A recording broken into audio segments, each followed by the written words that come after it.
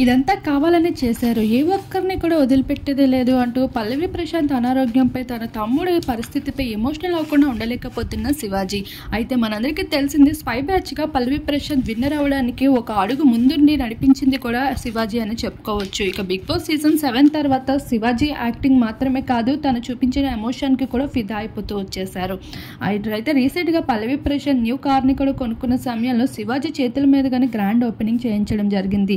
కాకపోతే కారు కనుక్కున్న ముహూర్తమే ఏమో కానీ పల్లవి ప్రశాంత్తో పాటు తన తమ్ముడు కూడా భారీ ప్రమాదానికి గురవుతూ రావడంతో ఇప్పుడు తన తమ్ముడికి తీవ్రమైన గాయాలు తగలడమే కాదు, పల్లవి ప్రశాంత్కి సైతం హార్ట్లో అయితే విపరీతమైన గాయం తగలడంతో తన ఆరోగ్యం బాగాలేనప్పటికీ తన తమ్ముడు కోసం పోరాడుతున్న విషయాన్ని అయితే టేస్టీ తేజ తన సోషల్ మీడియా వేదికగా షేర్ చేసుకుంటూ రావడం జరిగింది. అయితే ఈ విషయం పైన శివాజీ అయితే ఇదంతా కావాలని కొంతమంది చేశారనే విషయాన్ని అయితే ఇప్పటికే సన్నిహితులతో వెల్లడించినట్లు పలు విషయాలు బయటికి రావడంతో ప్రశాంత్ త్వరగా కోలుకోవాలి అని నెటిజన్స్ కామెంట్స్ చేస్తున్నారు.